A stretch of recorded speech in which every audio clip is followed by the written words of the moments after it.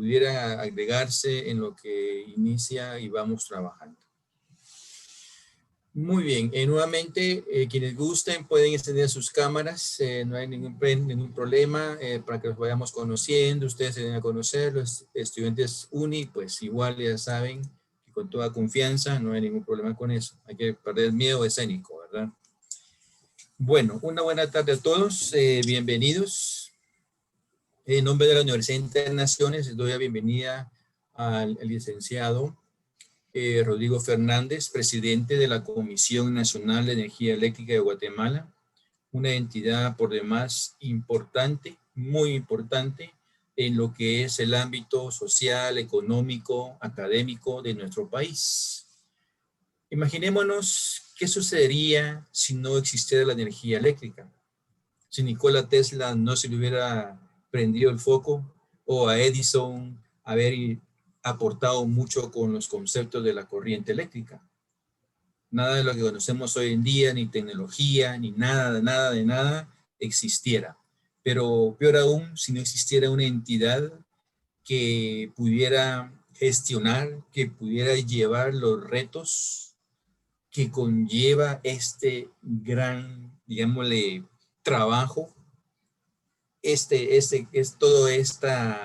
el manejo de todo un sistema de energía eléctrica de un país, que por demás nuestro país es pequeño, pues no nos podemos comparar con países tan grandes como Estados Unidos o China, que obviamente son países sumamente extensos y tienen sus propias políticas, sus propios procedimientos, así como nosotros también los tenemos en Guatemala, así como la Comisión Nacional de Energía Eléctrica los tiene, y pues que obviamente hacen velar y cumplen y gestionan sobre las leyes energéticas en nuestro país. Entonces, el día de hoy, el licenciado Rodrigo Fernández, presidente de la Comisión Nacional de Energía Eléctrica, está acompañándonos y nos va a aportar sobre los conceptos y los conocimientos que de alguna manera nosotros tenemos que tener, ¿verdad?, como futuros profesionales. Yo digo así como futuros profesionales porque realmente no está, digámosle, exento de que porque seamos de otra carrera universitaria, no conozcamos al respecto, ¿verdad? Tenemos que saber de todo, una globalidad de todo. Les resumo rápidamente el perfil académico y profesional del licenciado Rodrigo. El licenciado Rodrigo es abogado y notario por la Universidad Panamericana, una maestría en Relaciones Internacionales por la Universidad Francisco Marroquín, ¿verdad? Tiene más de 10 años de experiencia, entre los cuales, pues obviamente, está la Comisión Nacional de Energía Eléctrica, sumándose también la experiencia en la Comisión Regional de Interconexión Eléctrica, CRIE, ¿verdad? Y desde el año 2019, pues desempeña el cargo de presidente de la comisión y hasta finales del 2020 se desempeñó como presidente y comisionado por el gobierno de la República de Guatemala ante la Comisión Regional de Interconexión Eléctrica. Bueno, él nos va a explicar posiblemente el día de hoy el concepto de la interconexión eléctrica México, Guatemala y Centroamérica, ¿verdad? Y pues es ex viceministro de Energía y Minas, encargado de la energética, y ha fungido como director del Instituto Nacional de Electrificación, INDE, ¿verdad? Y pues prácticamente un resumen bastante rápido. Creo que me tardaría una hora, licenciado, pero bueno, creo que hago honor a su experiencia y a todo su conocimiento. Muy bien, entonces los dejo con el licenciado para que puedan conocer un poquito más sobre el subsector eléctrico de Guatemala. Adelante, licenciado. Muchas gracias, ingeniero. Antes que nada, muchas gracias a la universidad por este espacio, a los estudiantes que se conectaron. La idea del proyecto Edison es, como usted bien decía, acercar a los estudiantes universitarios al quehacer de la Comisión Nacional de Energía Eléctrica. Es otra forma también de aportar al país, y para nosotros es sumamente importante poder compartir en estos espacios lo que hacemos, por qué existe la comisión y demás. Así que muy rápidamente yo pasaría a hablarles de los modelos históricos por los cuales ha pasado Guatemala en su devenir desde el momento en que se encendió el primer bombillo eléctrico hasta la actualidad. Luego pasaríamos, si nos da tiempo, a un breve repaso sobre los retos que está afrontando Guatemala en temas energéticos en la actualidad. Así que para no comernos el tiempo, pasamos inmediatamente al primer modelo del sector eléctrico. Este abarca desde 1883 a 1931. Aquí solo tal vez hacer un pequeño paréntesis inicial para señalar que esta división y esta periodización histórica la hizo el historiador económico Javier Calderón. Él realizó una investigación para el Ministerio de Energía y Minas, patrocinada por el BID.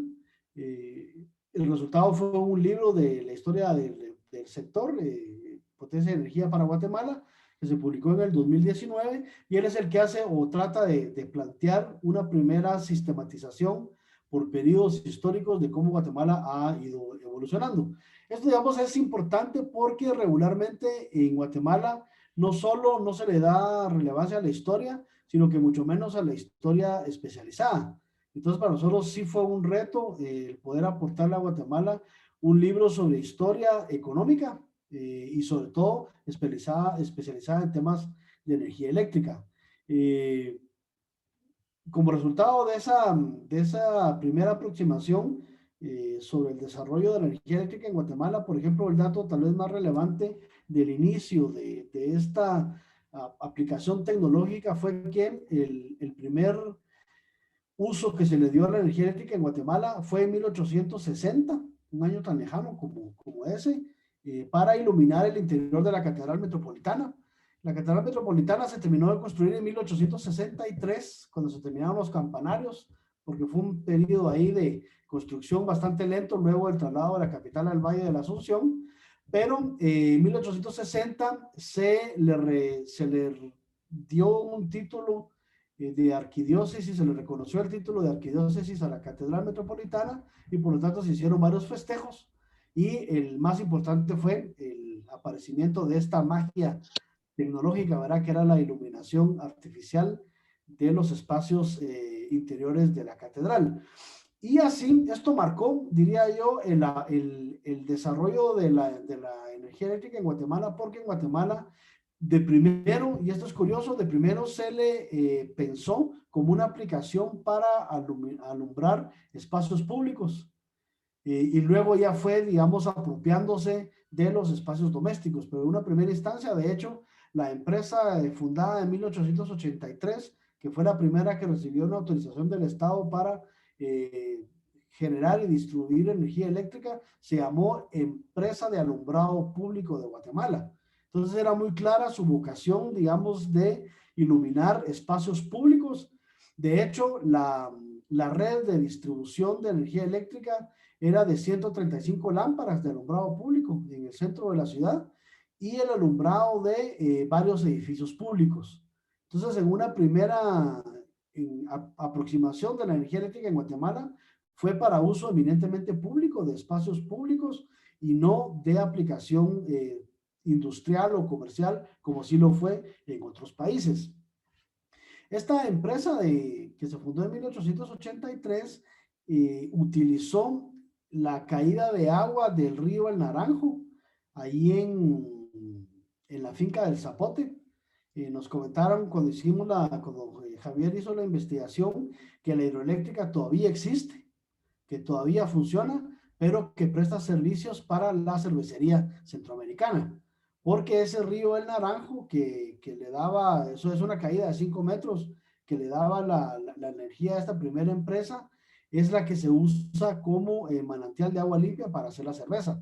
Entonces está resguardado, muy bien resguardado, y nos comentaban que toda la infraestructura de esta hidroeléctrica todavía funciona. Eran 2 turbinas francesas, no me recuerdo si eran Frenner, creo que era el fabricante, que generaban la energía para esta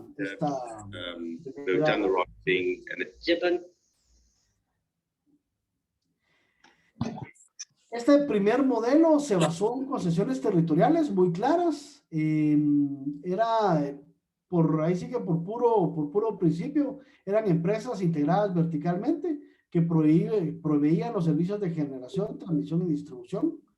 Se cobraba por potencia y no por consumo.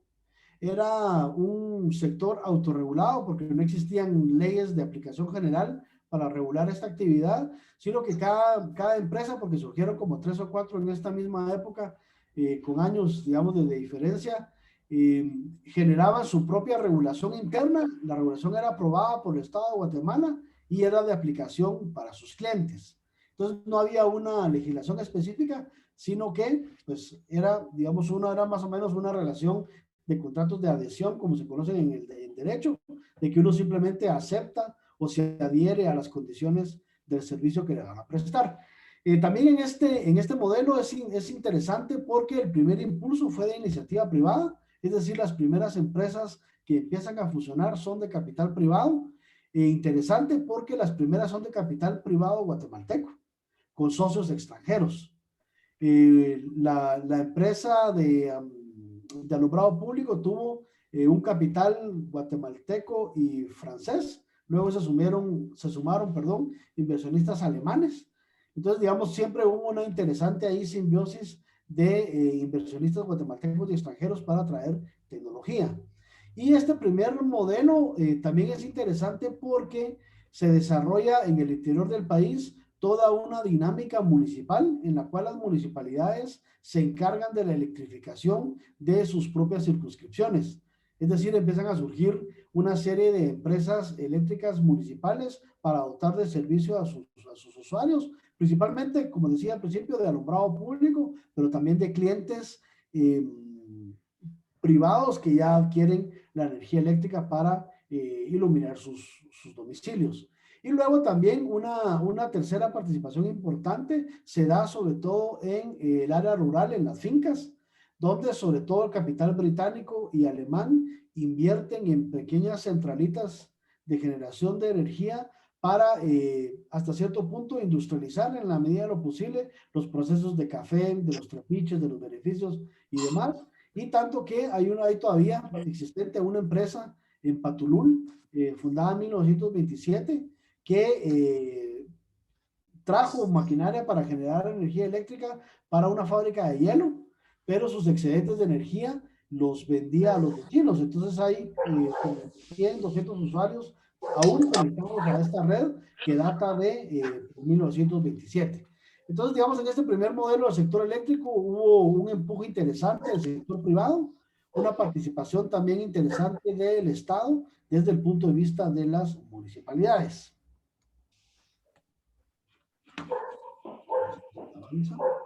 El segundo modelo del sector eléctrico es producto propio, digamos, de la historia mundial. Recordemos que en 1931 el general Jorge Ubico asume la presidencia de Guatemala en un contexto de crisis económica fortísima, ¿verdad? Recordamos que en octubre de 1929 cayó la bolsa de valores, se dio el martes negro de Wall Street, luego el jueves negro de Wall Street, y esto pues afectó a todos los países y pues Guatemala no fue la excepción. Y adicionalmente en Guatemala en 1930, en enero, diciembre de 1930 y enero de 1931, un temporal fuerte afectó la zona del occidente del país, provocando destrucción e inundaciones, y esto arrasó con extensas zonas del occidente del país, y esto provocó que el general Jorge Ubico repensara cómo debería de funcionar un bien estratégico como la energía eléctrica y funda la empresa hidroeléctrica nacional. Esto es allá por el 1933, que lo que va a buscar es ir concentrando en manos del Estado toda la actividad de la energía eléctrica para que se vuelva un bien estratégico nacional e impulsar desde el Estado el desarrollo del país. Este modelo va a funcionar, pues, digamos, desde 1933 hasta 1959. Hay que decir que durante la década revolucionaria del 45 al 54 hubo intentos de reformarlo, pero por la inestabilidad política que se vivió en esa época, pues no se pudo cambiar esta esta nueva modificación del sistema, sino hasta 1959. ¿Qué pasó en 1959? Pues gana las elecciones presidenciales el general Miguel Ydígoras Fuentes. Él había sido un importante participante en el gobierno de don Jorge Ubico, fue director de la Dirección General de Caminos, que desarrolló 11,000 kilómetros de carreteras en toda Guatemala durante el gobierno de Jorge Ubico. Era una persona que entendía las necesidades de la infraestructura, y él es el que, junto con un grupo de ingenieros, electricistas y civiles provenientes que habían estudiado en México, se plantean el reto de modificar y de crear todo un marco jurídico para un nuevo modelo del sector eléctrico guatemalteco, y es el que va a nacer en 1959 a raíz de la emisión de la primera ley orgánica del INDE. Por medio de esta ley se crea un sector eléctrico público integrado verticalmente.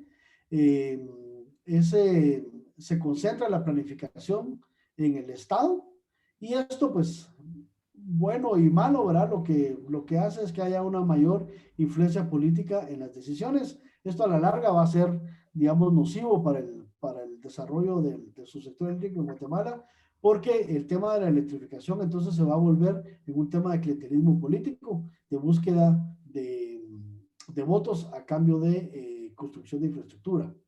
Y el que va a ser rector en este nuevo sistema va a ser el Ministerio de Comunicaciones y Obras Públicas, que va a ser como el ministerio que va a tutelar al INDE, y era el que tomaba la decisión de cómo se integraba el consejo directivo del INDE. Es decir, se concentra en el ámbito político las decisiones técnicas que debieron haberse mantenido pues a nivel precisamente de la ingeniería y de la búsqueda del desarrollo del país. Esto, digamos, obedece a una lógica, es decir, no fue antojadizo, obedeció a una lógica que seguía la corriente de pensamiento muy en boga en esta época. Ustedes recordarán que al final de la Segunda Guerra Mundial surgen toda una serie de teorías económicas para evitar que volviese a estallar un conflicto mundial como el que se había recién terminado. Los Estados Unidos plantea todo un proyecto de reforma social impulsado del Departamento de Estado, y de ahí viene, por ejemplo, el nacimiento de nuestro IX, el Instituto Guatemalteco de Seguridad Social, también el Código de Trabajo, toda la protección y toda esa red de leyes que van a proteger el trabajo urbano y rural que se viene aplicando en Guatemala, pues también tenía esta influencia de hasta cierto punto como una reingeniería social impulsada por Franklin Delano Roosevelt y luego por el presidente Truman, que lo que pensaba era un poquito como evitar que hubiera otra vez ese caos social y económico que había provocado la caída de la bolsa en 1929, que siempre se interpretó o se creyó que había provocado el surgimiento de las grandes dictaduras europeas como las de Mussolini, como las de Hitler, ¿verdad? Y que habían llevado al final hacia la confrontación mundial. Así que a raíz de eso también surgen una suerte de teorías económicas para modificar la vida de la gente en el conocido como tercer mundo. Recordemos que finalizada la Segunda Guerra Mundial, hay un sociólogo ruso que divide el mundo en tres mundos, ¿verdad? Estados Unidos y Europa era el primer mundo, la Unión Soviética y sus países alineados era el segundo mundo, y el tercer mundo era Latinoamérica y grandes porciones de Asia.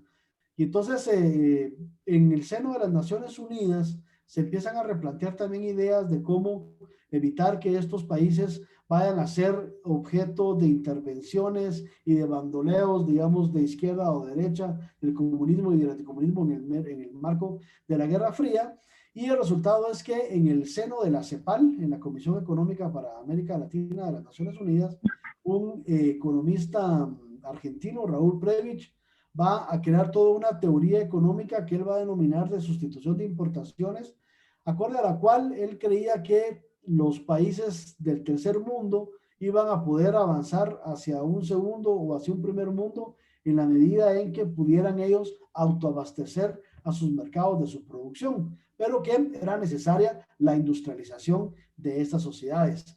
Por eso es que para Guatemala se vuelve tan importante entonces el proceso de concentrar en sus manos este bien estratégico de su sector eléctrico para generar ese desarrollo y esa industrialización desde el seno del Estado. Se crean instituciones como por ejemplo la Dirección General de Planificación Económica y la Dirección General de Política Industrial, que van a ser las que van a ir como llevando la batuta hacia dónde va Guatemala y adoptando estas ideas de Raúl Prebisch y también las ideas del doctor Arturo Frondizi, que él desarrolla un modelo de sustitución de importaciones ya como ya mejorado, que él va a llamar el desarrollismo, de acuerdo al cual, pues lo mismo, ahora estos países deberían de ser autosuficientes y también desarrollan una curiosa idea, de acuerdo a la cual un país es desarrollado en la medida en que su balanza comercial tiende a más a las exportaciones que a las importaciones.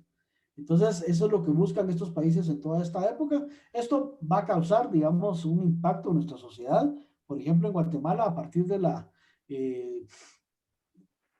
inicios de la década de los años 60, se empieza el país a industrializar y esto va a provocar, pues, las consecuencias sociales que tiene todo proceso de industrialización, que es el abandono de la gente del campo hacia la ciudad, la concentración de población alrededor de las ciudades, creando cinturones de miseria, porque las ciudades no pueden o no logran absorber a toda esta gente que llega buscando nuevas fuentes de trabajo, no le logran dar o dotar de servicios de primera necesidad y empiezan a surgir entonces presiones sociales que en Guatemala pues van a hacer estallar el conflicto armado interno que nos desangró durante 36 años.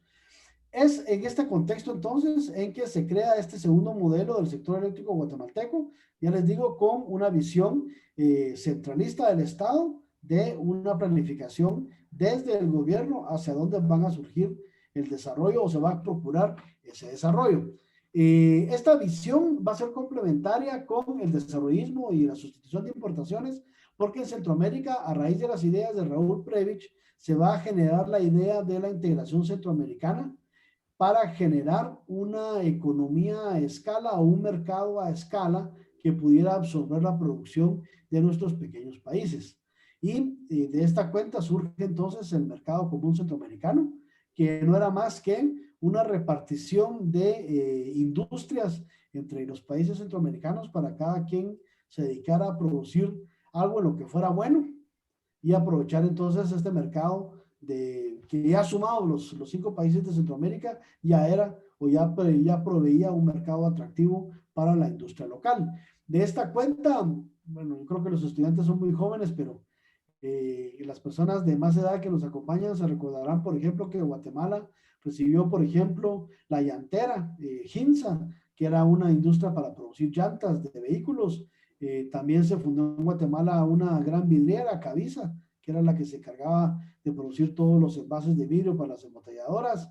En El Salvador se creó una gran industria del zapato y así, digamos, en cada país centroamericano se fueron asignando ciertas actividades económicas para generar este mercado autosostenible que pues que se había diseñado para autoabastecer a los países. Sin embargo, en los años 70 se atraviesa en toda Centroamérica, en el mundo, una situación bastante precaria porque a raíz de la guerra de Yom Kippur en Israel, los precios del petróleo se empiezan a disparar y entonces la dependencia del petróleo que había sido crónica en muchos de los países del mundo con respecto al petróleo empieza a cobrar su factura. En Guatemala es cierto que durante los primeros años de la década de los 70 se había realizado todo un esfuerzo de estudio de los recursos a disposición del país para crear un plan maestro de desarrollo que se publica en 1973. Sin embargo, en ese mismo año, en 1973, se da la primera gran crisis del petróleo cuando la OPEP, la Organización de Países Productores de Petróleo, imponen un embargo a todos los países que habían apoyado a Israel en la guerra del Yom Kippur.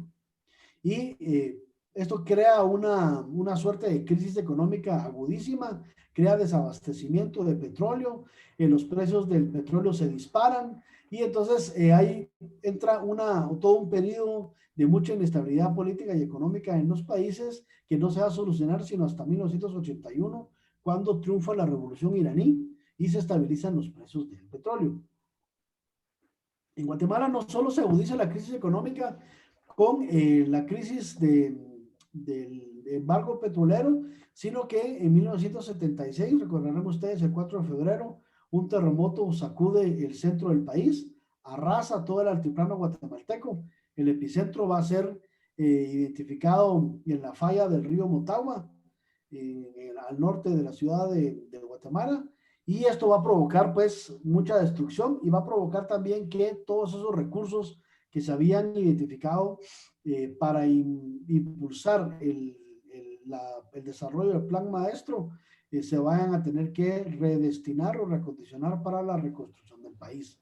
Entonces Guatemala tenía todo un plan para desarrollar su infraestructura eléctrica para incluso con un horizonte de, si mi memoria no me falla, del 2025 para construir 3 hidroeléctricas grandes. Estaba Chixoy, Chulac y Xaralá. Al final, pues ya solo se logra construir Chixoy y Chulac y Xaralá van a pasar o van a quedar, digamos, para la historia, no se van a construir.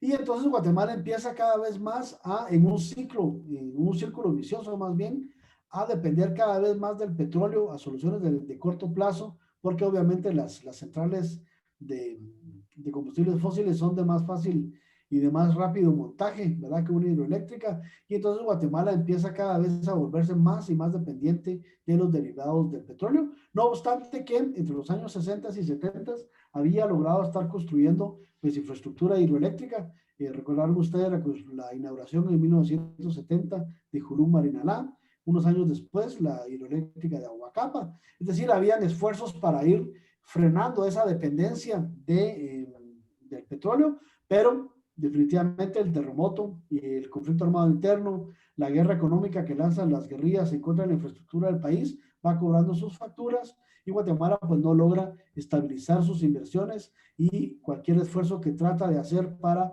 abastecer a su país va a ser siempre corto con respecto a las necesidades. Esto es interesante porque, contrario a lo que muchos historiadores han afirmado en los trabajos que se han publicado en los últimos años, Guatemala siempre tuvo o siempre presentó un crecimiento económico positivo, aunque muchas veces no alcanzó el 1%, nunca, digamos, representó números negativos como por ejemplo en El Salvador o en Nicaragua. Guatemala en los peores años de la guerra siempre presentó un crecimiento económico positivo, en algunos casos del 1 punto algo por ciento, pero siempre fue un crecimiento positivo. Esto quiere decir que Guatemala siempre demandó recursos energéticos para seguir creciendo y lo que frenó el desarrollo económico de Guatemala pues necesariamente fue la guerra y el aislamiento, por ejemplo, de grandes zonas de alto potencial energético como el norte de Quiché, el norte de Huehuetenango, donde están todos esos ríos valiosísimos que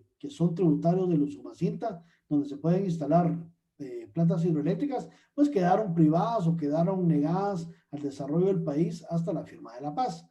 Esto lo que creó fue un estrés, sobre todo en su sector eléctrico, le creó un gran estrés al INDE también, porque el INDE generaba energía, la transportaba, la distribuía, pero no la podía cobrar.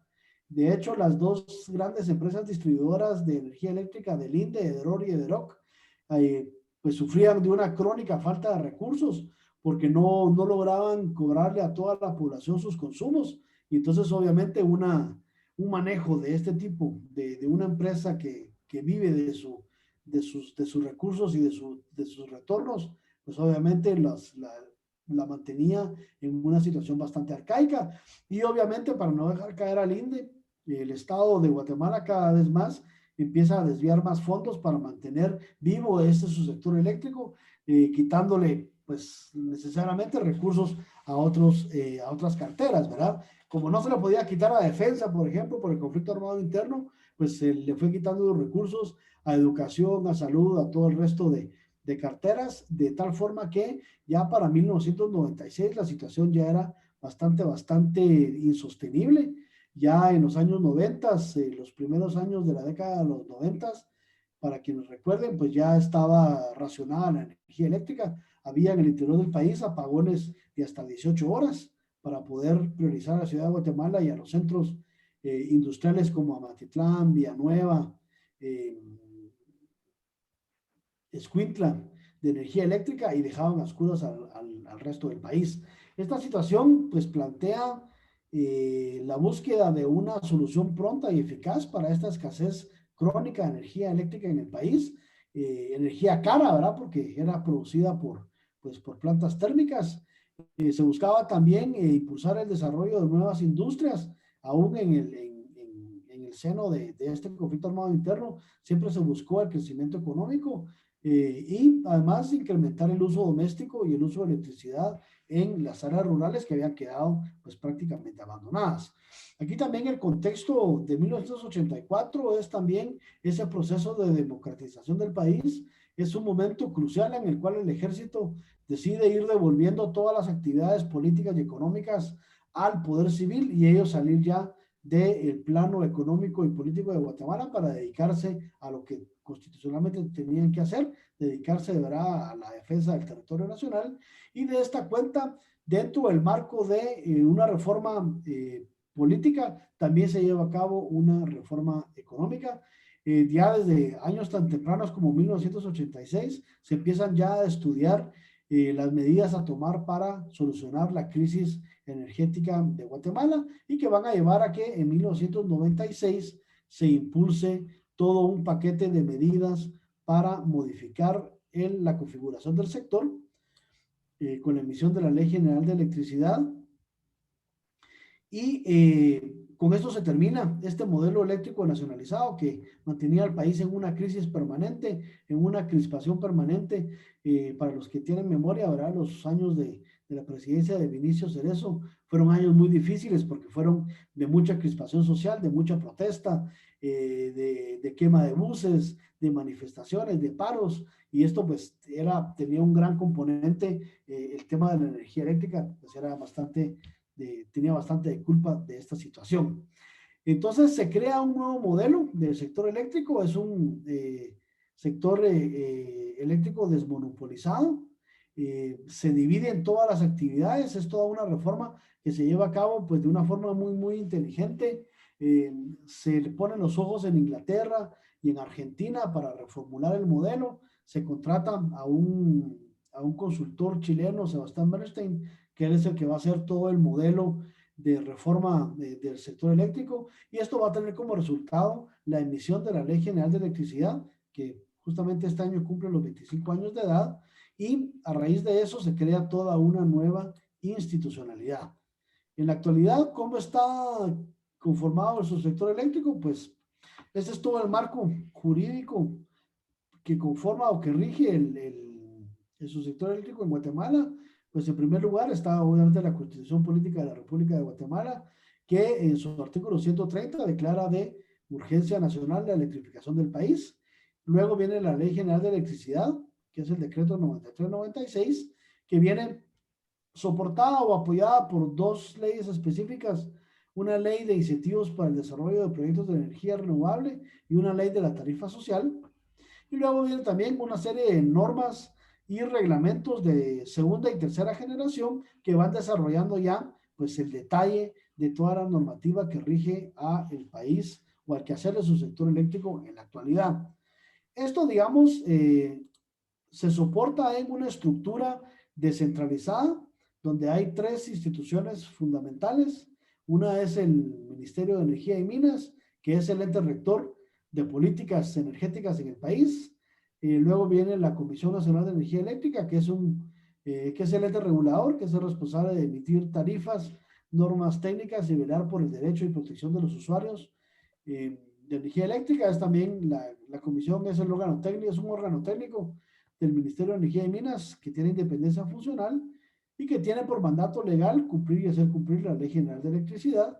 Y luego se crea una institución que es por demás interesante, que es el administrador del mercado mayorista, que es una figura de derecho privado sin ánimo de lucro y que es el ente operador responsable de la coordinación comercial y operativa de nuestro Sistema Nacional Interconectado. El Sistema Nacional Interconectado, ustedes sabrán, es toda la infraestructura y todos los componentes del Sistema Eléctrico Nacional, desde generación, redes de transporte, redes de distribución, subestaciones y demás, que alimentan la energía eléctrica del país. Aquí solo un pequeño paréntesis. El Sistema Nacional Interconectado se concluyó, por así decirlo, hasta el año 2010, cuando Petén, que operaba en Isla, se logró integrar con una línea que integró a este departamento al resto del país. Es decir, que Guatemala en su proceso de desarrollo de infraestructura eléctrica ha sido bastante cuidadosa, bastante lenta necesariamente por las grandes inversiones que necesita, pero ha sido, digamos, siempre coherente desde 1996 con integrar a todo el país, digamos, a esta gran red de energía. Y luego tenemos ya fuera de la institucionalidad, tenemos a todos los actores privados, a los generadores, a los transportistas, a los comercializadores, distribuidores y grandes usuarios, que son, por así decirlo, ese músculo que mantiene vivo al sector eléctrico, ¿verdad? Porque son todos los agentes privados que invierten y que desarrollan toda la vida de nuestro subsector eléctrico. Aquí hay que decir que Guatemala, gracias a la reforma de 1996, le apostó pues a la inversión privada para el desarrollo de nuestro subsector eléctrico y pues 25 años después todos podemos ver que se logró, digamos, positivamente un efecto bastante importante en el desarrollo de infraestructura y de acceso a la energía eléctrica en el país. Este es un esquema simplificado de cómo funciona nuestro subsector eléctrico. Ustedes pueden ver desde la izquierda hacia la derecha cómo funciona. Primero está la generación, luego están las redes de transporte de energía, que son los que en alta tensión transmiten la energía, hasta subestaciones donde se transforma la energía para poder ser ya despachada en redes de distribución de menos voltaje para los consumidores finales. Esto es más o menos cómo funciona actualmente Guatemala en cuanto a su subsector. Y quería terminar mi intervención el día de hoy con el planteamiento de ciertas amenazas o retos sociales que estamos enfrentando actualmente, porque hay, digamos, actores que han estado pues ejerciendo mucha presión sobre el desarrollo de este tipo de tecnología en el país. Inexplicablemente pareciera que Guatemala se pelea con sus recursos y tenemos varios escenarios en los cuales hay muchos retos que vencer. El primero sería en la generación, muy puntualmente en la generación de energía hidroeléctrica. Se ha estado generando mucha conflictividad social con respecto al uso del agua para generar energía eléctrica. En el mapa que ven ustedes a mano derecha de sus pantallas, pueden ver las hidroeléctricas en operación, son los círculos amarillos, y las hidroeléctricas en construcción son los triángulos azules. Cada vez más difícil de integrar estos proyectos en operación o en construcción a nuestro sistema de su sector eléctrico, a la matriz energética. Cada vez es más difícil ir sumando proyectos hidroeléctricos porque hay mucha oposición a estos proyectos. Hay, digamos, varios discursos, desde que se roban el agua de los ríos hasta que los contaminan, y esto genera, digamos, mucha oposición de los pueblos indígenas afectados por la construcción de estas hidroeléctricas, no obstante que la Constitución Política de la República se reserva los recursos del Estado, del territorio nacional, perdón, para un beneficio común. Entonces pareciera que hay ahí un choque de visiones de cómo aprovechar los recursos y pues cada vez más es claro la oposición al aprovechamiento del agua para generar energía eléctrica. Incluso se ha estado pensando hasta cobrar el uso del agua, lo cual a mí me parece completamente descabellado, porque todos somos guatemaltecos y todos deberíamos de gozar del mismo aprovechamiento de los recursos. Sin embargo, pues hay varios discursos que han estado ahí calando en cuanto al control de las aguas territoriales, lo cual a mí me parece un sinsentido y que lleva pues peligrosamente a una disolución del país, que pareciera que esa fuera la intencionalidad de algunos. Hay también, digamos, quejas por inundación de cultivos, oposición de explotación de recursos hídricos, es decir, se ha generado todo un discurso para evitar que la energía eléctrica generada por hidroeléctricas vaya creciendo o aumentando su potencial en Guatemala. Eso es en cuanto a generación. En cuanto a transporte, también hay ahora últimamente una ola de oposición en contra de las obras de transmisión ejecutadas en el país. Aquí tal vez no tenemos mapa de eso.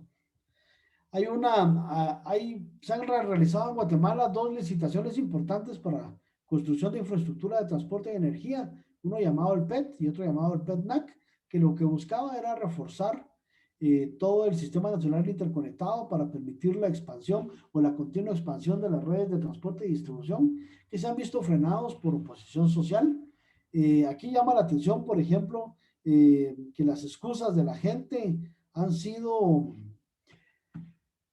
en realidad que no tienen ningún sustento técnico ni científico. Muchos arguyen que las torres de energía eléctrica de transmisión envenenan el agua o emiten radiación mortal o se ven feas y afean el paisaje. Es decir, hay también toda una suerte de discursos eh, no científicos, no técnicos, que parecieran más caprichos para no querer dejar avanzar a estos grandes proyectos de infraestructura. Aquí el gran problema es que Guatemala tiene todavía un 12%, perdón, de población sin acceso a la energía eléctrica, y cuando se impide el avance de estos proyectos de infraestructura, de construcción de infraestructura, lo que en realidad se está impidiendo es que esta gente que no tiene acceso a la energía eléctrica al día de hoy, pues prolongue esa subarcaica situación hacia futuro.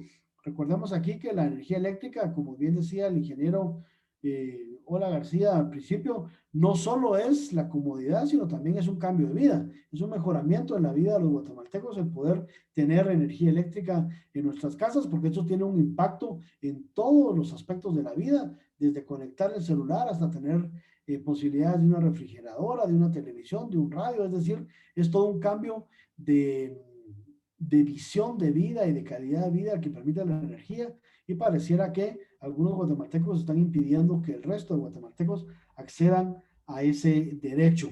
En algunas, nosotros hemos, como Comisión Nacional de Energía Eléctrica, hemos participado en innumerables mesas de diálogo, y a mí me ha llamado también mucho la atención que muchas veces la gente de alguna población donde ya se cuenta con energía eléctrica se opone a la construcción de estas obras de infraestructura para llevar energía eléctrica a sus vecinos.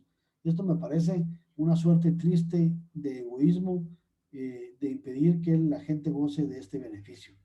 Y luego, por último, está el tema de la distribución, donde pues desde el 2009 estamos enfrentando también una situación delicada. Han surgido varias organizaciones que se oponen al manejo privado de la energía eléctrica, que sabotean, digamos, la actividad comercial de las distribuidoras. Frena, el Frente Nacional de Lucha, Codeca, que son empresas que han estado pues ahí robándose energía, cobrando por energía robada y creando toda una organización pues peligrosa que quiere nacionalizar el sector, que quiere pues regalar la energía, cuando pues todos sabemos que en ningún lugar del mundo pues se puede regalar la energía eléctrica, porque los costos son caros, requiere mucha inversión, de una inversión intensiva, constante, para mantener en buenas condiciones el país. Solo habría que voltear a ver a Venezuela, lo que está pasando en Venezuela, para darnos cuenta que todos estos círculos que ustedes ven en el mapa, en la derecha de la diapositiva, ponen en peligro entonces una historia de éxito de 25 años. Para terminar, digamos, esto es un tema pues, más político, que no creo que interese tanto a los estudiantes, pero ya para terminar, solo y dar lugar a las preguntas, si es que las hubiera, o dudas u observaciones, eh, pues solo comentarles que desde la Comisión Nacional de Energía Eléctrica hemos creído necesario que el regulador salga a defender el sistema que le da vida. Es decir, la Comisión Nacional de Energía Eléctrica es la encargada de respetar y hacer respetar la Ley General de Electricidad, y esta ley tiene un contexto, y el contexto es un desarrollo histórico de experiencias fracasadas o de éxito que nos han llevado al día de hoy. Es decir, no ha sido casuístico, no ha sido un invento de la casualidad el nuevo modelo aplicado en Guatemala a partir de 1996, sino que todo lo contrario fue pues por el agotamiento de los modelos anteriores, que se buscó una solución revolucionaria e innovadora que ha permitido pues que Guatemala haya dado un salto pues cualitativo y cuantitativo en cuanto al servicio de energía eléctrica. En 1996 se inició el camino para el desarrollo de Guatemala, se electrificó casi el 40% del país, es decir, no es un esfuerzo despreciable que Guatemala haya logrado llevarle la luz o la energía eléctrica a pues 88% de sus habitantes, tomando en cuenta las condiciones geográficas, orográficas del país, las concentraciones demográficas. Es en realidad un esfuerzo que el INDE ha logrado. El INDE se merece pues toda nuestra admiración, nuestro agradecimiento, y por supuesto el gobierno lo reconoció en el año 2018 cuando se le otorgó la Orden del Quetzal al INDE en reconocimiento por todo ese esfuerzo de llevar desarrollo a todos los guatemaltecos. Así que la intención era dar un breve vistazo a ojo de pájaro de todo el desarrollo de la energía eléctrica en el país, que entendamos todos por qué estamos como estamos, en dónde estamos y qué es lo que tenemos. Terminar solo diciendo que en mi experiencia como viceministro de Energía, como comisionado ante la CRIE, hemos tenido oportunidad de recibir a diversas comisiones de otros países que han venido a estudiar el modelo de energía eléctrica en Guatemala, no solo de América Latina, sino yo tuve la oportunidad de reunirme con varias comisiones de África que venían a estudiar el modelo. De hecho, yo tuve la gran suerte de participar en un congreso de la Carta de la Energía en Ashgabat, Turkmenistán, donde fuimos el único país de Latinoamérica que participó, y Guatemala expuso el éxito de su modelo y tuvo pues comentarios y acercamientos muy, muy interesantes de otros países que querían entender y querían saber más de cómo Guatemala logró dar ese salto de cualitativo en el desarrollo de su sector eléctrico. Así que eso es lo que está en juego ahora. Así que yo invito a todos los estudiantes a que sigan pues ahondando en las características tan especiales y específicas de nuestro subsector, para que vayamos todos entendiendo qué es lo que tenemos, lo que nos ha costado y que lo podamos defender. Y por último, pues queda a disposición de ustedes la página web de la comisión. Tiene mucha información disponible para los que quieran realizar algún tipo de investigación al respecto. Y por supuesto, la Comisión Nacional de Energía Eléctrica queda con las puertas abiertas para seguir colaborando con la UNI, con los estudiantes, con todo el quehacer académico, para que los podamos pues apoyar y dar seguimiento en los temas que tuvieran a bien querer seguir investigando, seguir enterándose. Las conferencias de parte del proyecto Edison siguen, así que yo termino con esto, ingeniero, agradeciéndole a los estudiantes y a todos los participantes su atención, y quedo a disposición para que tuviera preguntas u observaciones. Muchísimas gracias. Muy bien, gracias, licenciado Fernández. Para quienes tengan alguna pregunta, por favor pueden lanzarla en ese momento. Tenemos al licenciado que podrá contestarnos muy, muy atinadamente, ¿verdad? Muy bien, viene una pregunta. Vamos a ver. Dicen, para poner un ejemplo, la constancia de la energía eléctrica de una zona en especial se debe a errores dentro de la empresa eléctrica o a la implementación de la zona, que puede ser, bueno, no puede ser una buena zona de distribución. O sea, creo que el sentido acá es por qué el servicio en algunos sectores es muy malo. Bueno, lo que pasa es que hay que tomar en cuenta que las redes de empresa eléctrica de Guatemala y las redes de Energuate son completamente distintas en su configuración. Por ejemplo, la empresa eléctrica de Guatemala sirve a los departamentos centrales, Guatemala, Zacatepeques y Escuintla. Son departamentos con alta densidad poblacional, con grandes centros urbanos, lo que permite que su red sea bastante densa. Y esto, digamos, ¿qué beneficio técnico tiene? Pues que la energía puede fluir por un montón de lugares y ser muchísimo más estable, porque los tramos son más cortos, el mantenimiento es más sencillo en cuanto a las cuadrillas, ¿verdad? Se puede movilizar de forma más rápida porque son ámbitos urbanos.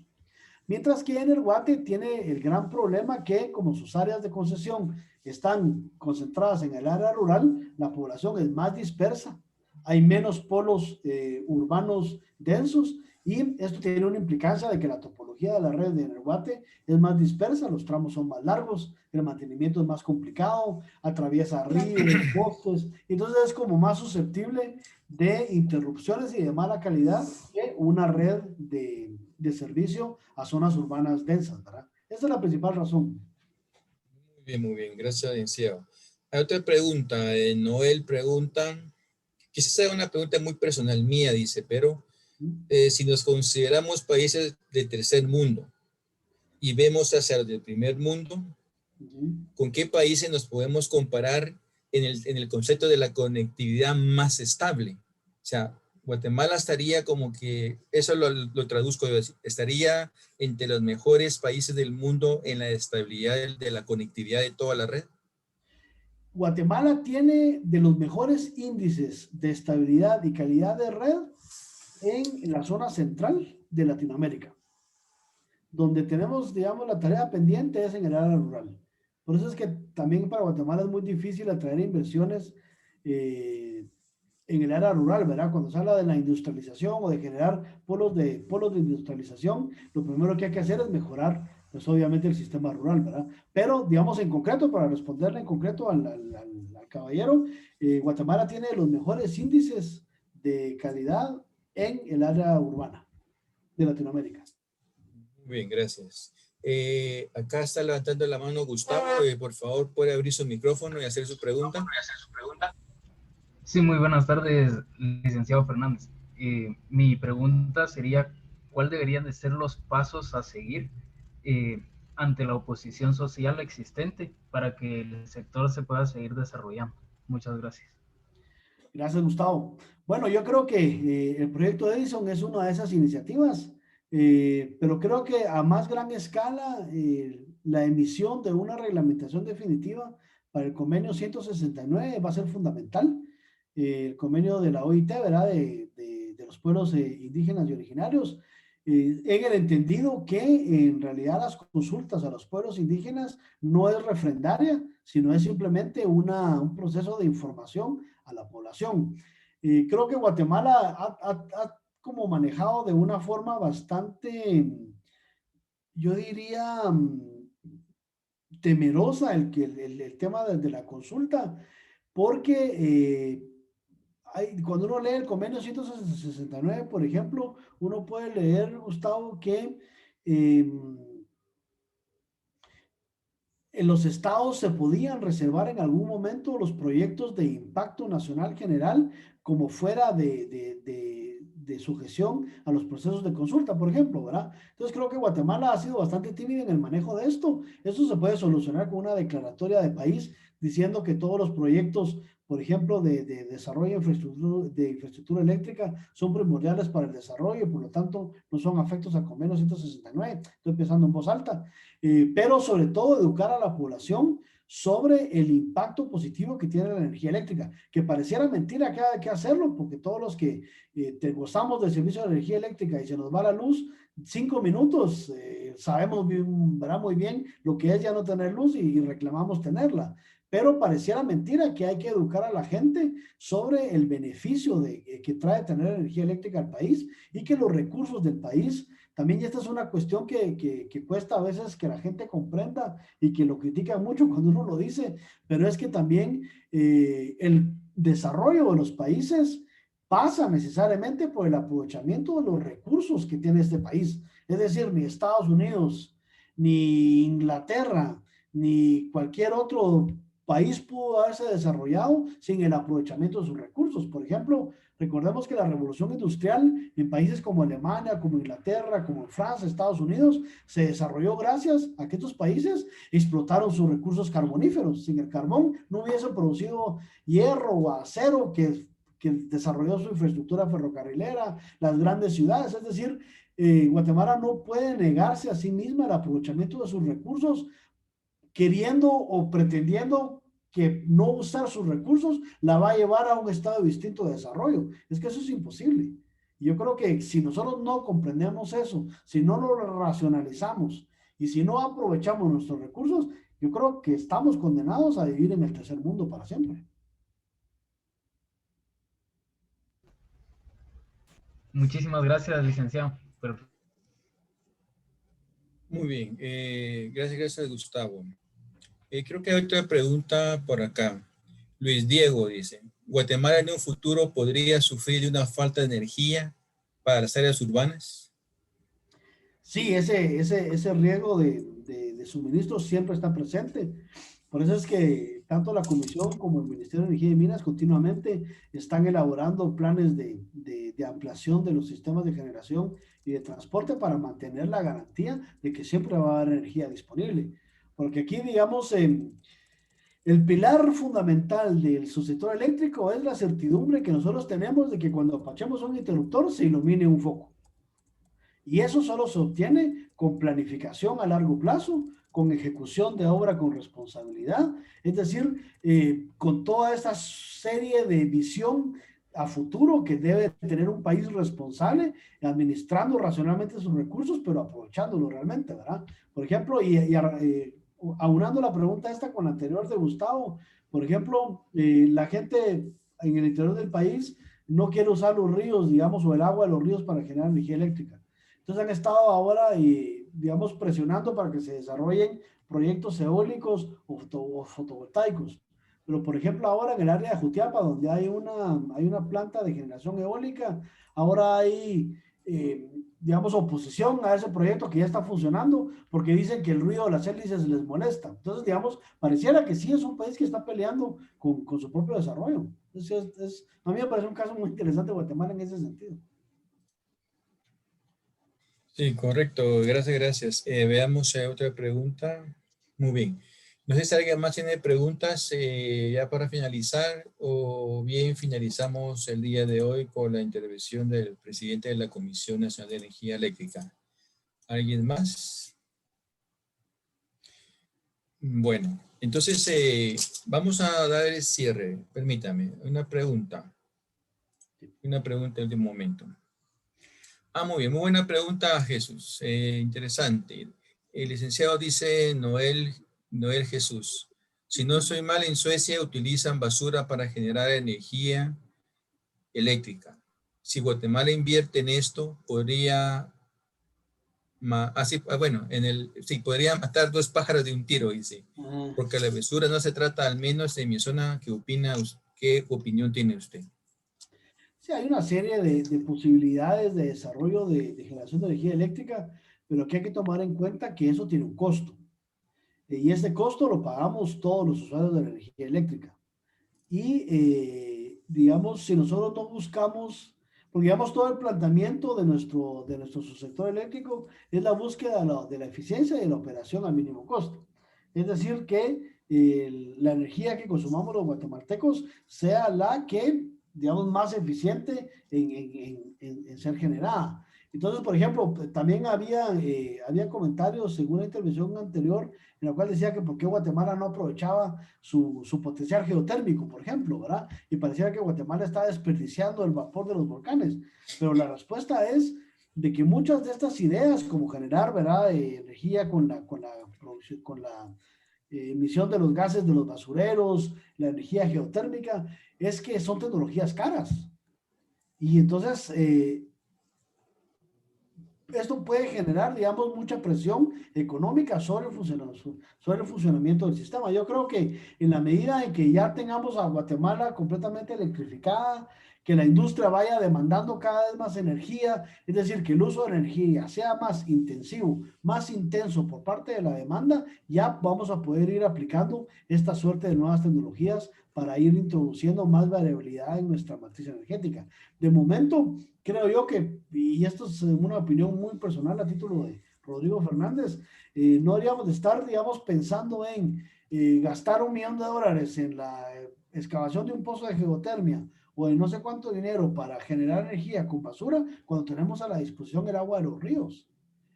Creo yo que es en realidad son modelos de política que no es que sean malos, pero Suecia empezó a producir energía con su basura 100 años después de haber desarrollado su revolución industrial, y Guatemala todavía está esforzándose por generar esa revolución industrial.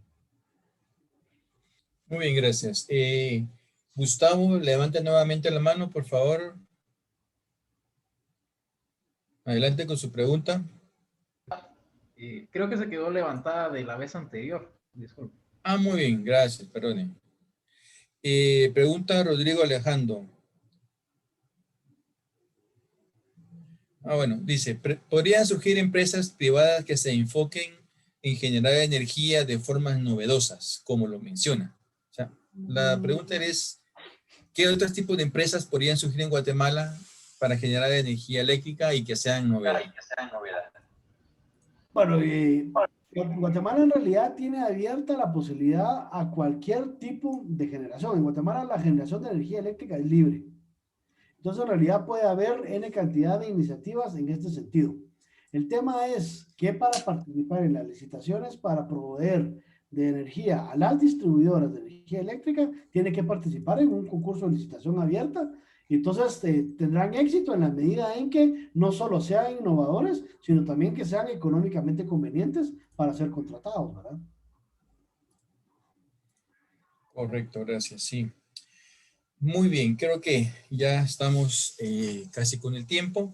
Bueno, estoy redondeando finalmente nuestra conferencia, muy interesante. Veo 40, 38 participantes que se han quedado acá expectativos a todo, nadie se ha retirado. Eddie Vélez indica, gracias licenciado Fernández, muy importante su conferencia, una feliz tarde. Entonces yo redondeo con un par de puntos que el licenciado Fernández comentó. Lo más importante para toda sociedad, para todo país, principalmente, es la educación, el conocer, ¿verdad? Generalmente por el desconocimiento sobre las legislaciones, reglamentos, leyes, o que uno se imagina otras cosas, es que surgen los conflictos sociales, ¿verdad? Los que ya mostraba en el mapa de Guatemala, el licenciado Fernández, con el cual hay problemas con los servicios de energía eléctrica y con los pagos, algo así, ¿verdad? Educación. Y los que están muy presentes acá, pues están dando el primer paso hacia ese conocimiento global, ¿verdad? Y lo menos que esperamos nosotros como universidad, igualmente la Comisión Nacional de Energía Eléctrica, pero lo menos que esperamos es que ustedes compartan esta información y que sea como una bola de nieve, ¿verdad? Que en su casa, en su hogar, a sus hijos, a sus amigos, les compartan estos conocimientos, ¿verdad? No nos quedemos con el conocimiento. Cada generación que viene tiene que renovarlos y superar al maestro, ¿verdad? Superarnos a lo que estamos ahorita. Educación. No entiendo mi letra. Bueno, otro mensaje con lo cual yo también rescato acá es la conciencia social que todos debemos de tener hacia el uso correcto de la energía eléctrica.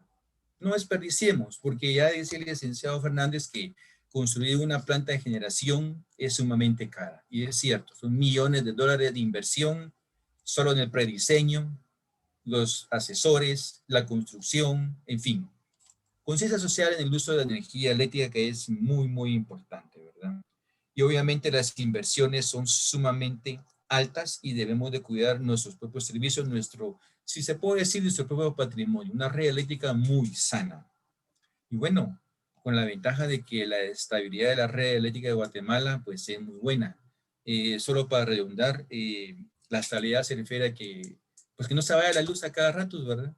Y si se va es porque va a haber un mantenimiento programado que fue avisado a través de prensa, radio o algún otro medio de redes sociales como lo ha hecho EXA en estos días, pues, ¿verdad? Que andan en mantenimiento por varias zonas de la capital, ¿verdad?